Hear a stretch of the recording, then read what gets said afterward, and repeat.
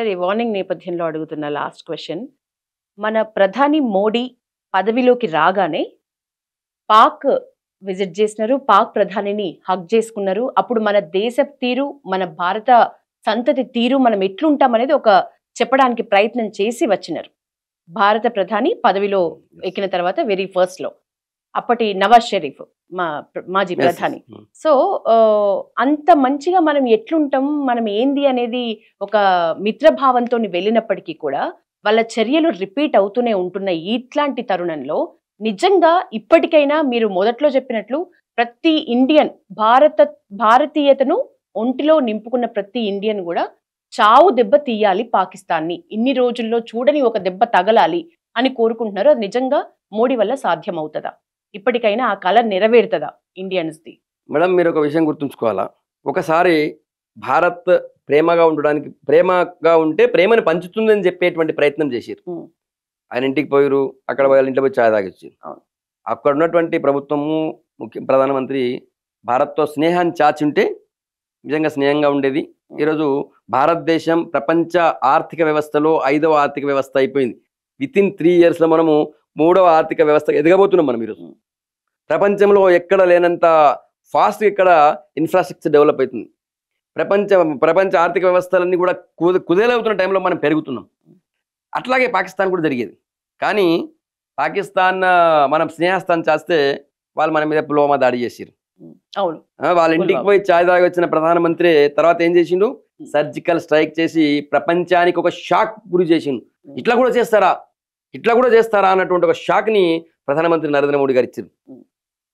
ప్రేమను పంచుతాము, ఆ ప్రేమ పంచేటువంటి ప్రేమ నెగిటివ్గా తీసుకుంటే చావు దెబ్బ తీస్తామనేటువంటి విషయాన్ని కూడా ప్రూవ్ చేశారు కదా ప్రధానమంత్రి.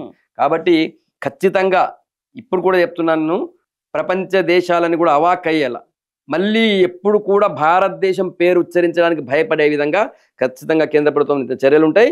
అలా వెనక్కిపోయేది లేదు.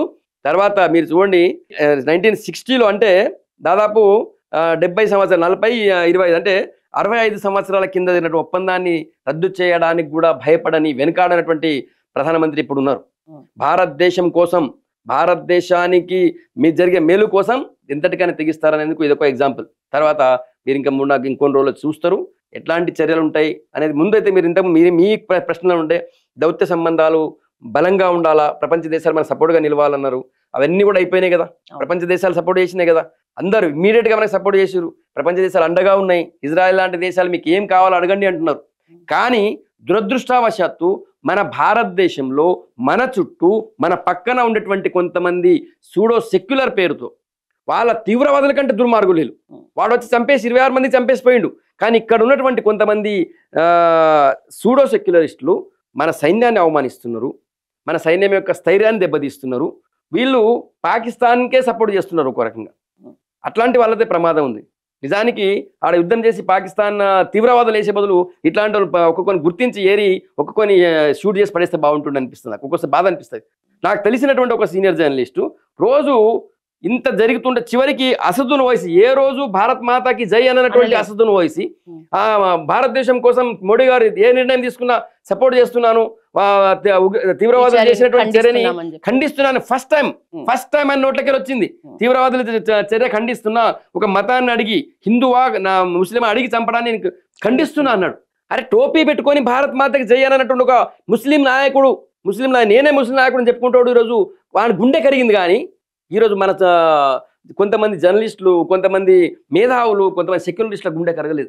ఇప్పటికి కూడా పాకిస్తాన్ చేసినటువంటి చర్యని ఇండైరెక్ట్గా సపోర్ట్ చేస్తూ మోడీ గారిని, సైన్యాన్ని, ఆత్మస్థైర్యాన్ని దెబ్బతీసేటువంటి ప్రయత్నం చేస్తున్నారు. ఇది దుర్మార్గం. ఇది ఇంతకంటే దుర్మార్గం చర్య ఇంకొకటి ఉండదు.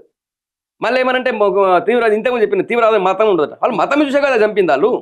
మతం చూసే కదా వాళ్ళు చంపింది.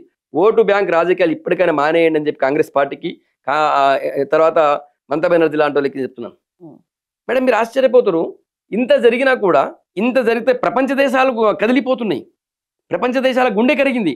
కానీ మన పక్కన ఉన్నటువంటి కొంతమంది సూడో సెక్యులరిస్ట్ అన్నటువంటి వాళ్ళ గుండె కరగకుండా చేస్తున్నారు. దయచేసి ఇట్లాంటి వాళ్ళు ఎవడున్నా కూడా కేంద్ర ప్రభుత్వం ఇప్పుడు అస్సాంలో చేసినట్టు ఇక్కడ ఎవడు మాట్లాడినా కూడా అందరికీ జైలు వేయాలని చెప్పి వాళ్ళపై చర్య తీసుకోవాలని చెప్పి కోరుతున్నాను. మొత్తానికైతే అలసత్వం అయితే ఉంది సార్. నిజంగా ఇంత ఉగ్రదాడి తర్వాత కూడా మన భారతీయులు మన దేశంలో పౌరులు చనిపోయినరు అన్న బాధ కూడా లేకుండా ఖండించటంలో గాని తమ అభిప్రాయాన్ని చెప్పటంలో గాని తీవ్ర అలసత్వం అయితే ఉంది.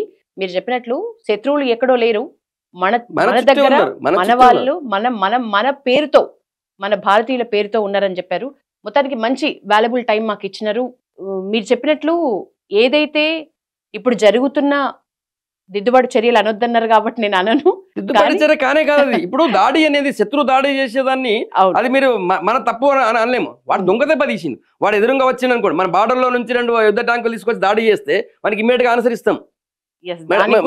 మేడం ఇంకో విషయం కూడా మీరు ఇంతకుముందు అన్నారు కాబట్టి ఇక్కడ కూడా ఈవెన్ కాశ్మీర్ లో కూడా దాదాపు అందరూ ఇప్పుడు పర్యాటక మీద ఆధారపడుతున్నారు. అవును, వాళ్ళు ఒక్కొక్కరికి మీరు ఆశ్చర్యపోతారు.